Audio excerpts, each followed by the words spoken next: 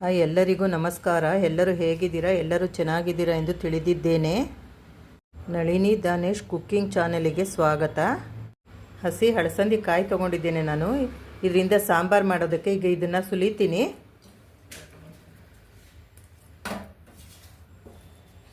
ಇದನ್ನು ನಾನು ಈ ಥರ ಸುಲ್ಕೋತೀನಿ. ಸುಲಿದು ಇದ್ರ ಜೊತೆ ತರಕಾರಿ ಹಾಕಿ ಸಾಂಬಾರು ಮಾಡೋದಕ್ಕೆ.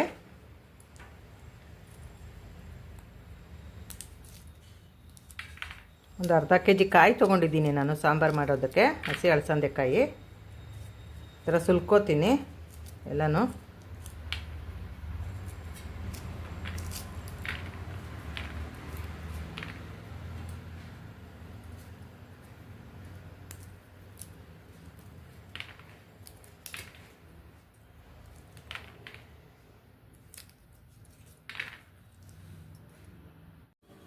ಹಸಿ ಅಳಸಂದಿ ಕಾಳು ಸುಲಿದಿಟ್ಕೊಂಡಿರೋದನ್ನು ಹಾಕ್ಕೊಳ್ತಾ ಇದ್ದೀನಿ.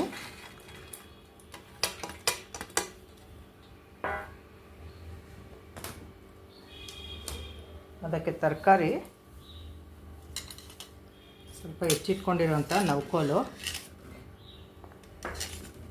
ನವಿಲುಕೋಸು ಹೆಚ್ಚಿಟ್ಕೊಂಡಿರೋದು,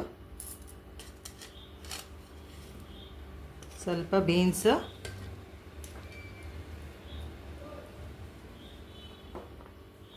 ಸ್ವಲ್ಪ ಕ್ಯಾರೆಟು,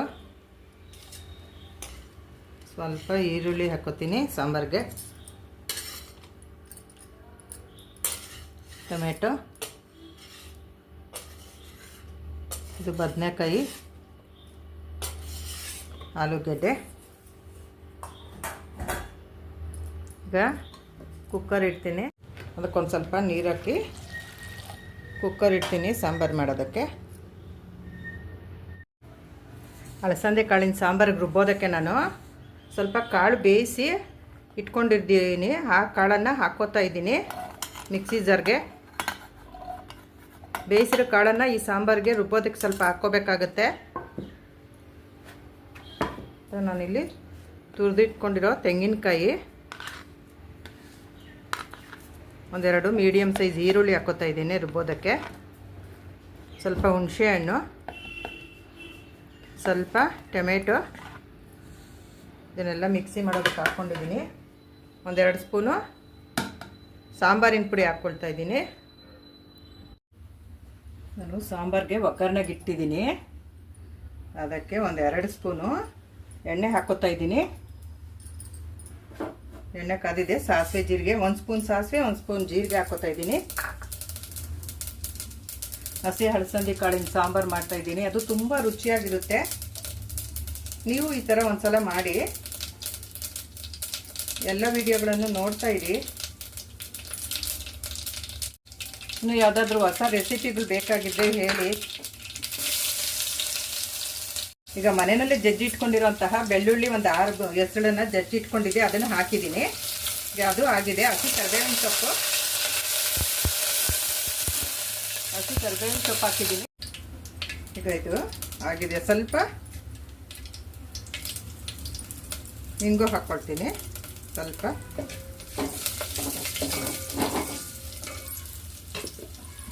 ಈಗ ರುಬ್ಬಿಟ್ಕೊಂಡಿರುವಂಥ ಮಸಾಲೆ ಪದಾರ್ಥನ ಹಾಕ್ಕೊಳ್ತೀನಿ. ರುಬ್ಬಿರೋ ಮಸಾಲೆನ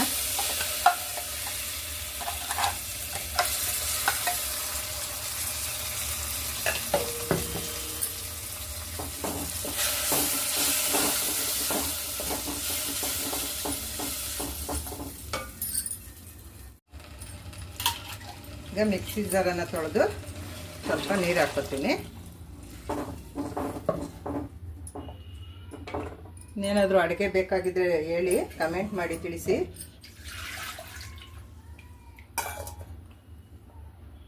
ಯಾವುದಾದ್ರೂ ಅಡುಗೆ ರೆಸಿಪಿ ಬೇಕಾಗಿದ್ದರೆ ಕಮೆಂಟ್ ಮಾಡಿ ತಿಳಿಸಿ, ವಿಡಿಯೋ ಮಾಡ್ತೀನಿ.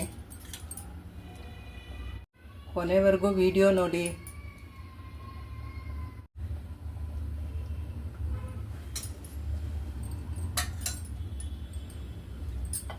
ಇದಕ್ಕೆ ನಾನು ತರಕಾರಿ ಹಾಕ್ಕೋತೀನಿ.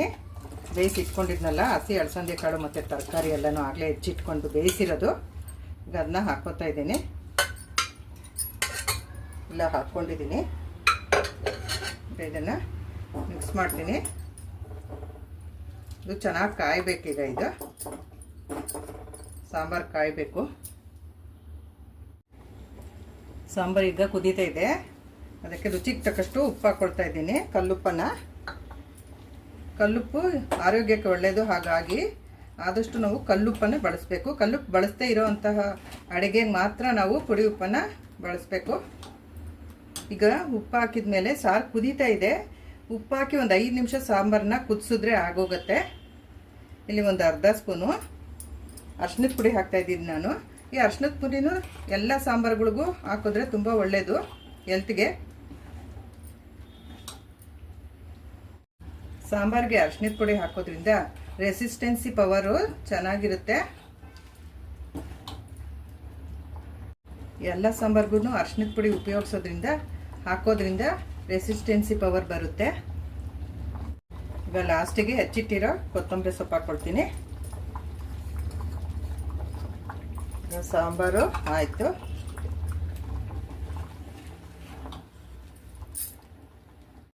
ಇದಾಗಿದೆ. ಸ್ಟವ್ ಆಫ್ ಮಾಡ್ಕೊಳ್ತೀನಿ. ಉಪ್ಪು ಹಾಕಿ 5 ನಿಮಿಷ ಆಗಿದೆ. ಈಗ ಸ್ಟವ್ ಆಫ್ ಮಾಡಿಕೊಂಡ್ರೆ ಆಯಿತು ಸಾಂಬಾರು. ಹಸಿ ಹಲಸಂದಿ ಕಾಳಿನ ಸಾಂಬಾರು ರೆಡಿಯಾಗಿದೆ ನೋಡಿ. ಹಸಿ ಹಲಸಂದಿ ಕಾಳಿನ ಸಾಂಬಾರು ತುಂಬ ಸೂಪರಾಗಿ ಆಗಿದೆ. ಇದು ಅನ್ನ ಮುದ್ದೆ ಎಲ್ಲದಕ್ಕೂ ತುಂಬ ಸೂಪರಾಗಿರುತ್ತೆ. ನೀವು ಈ ಸಾಂಬಾರನ್ನು ಮಾಡಿ. ಧನ್ಯವಾದಗಳು.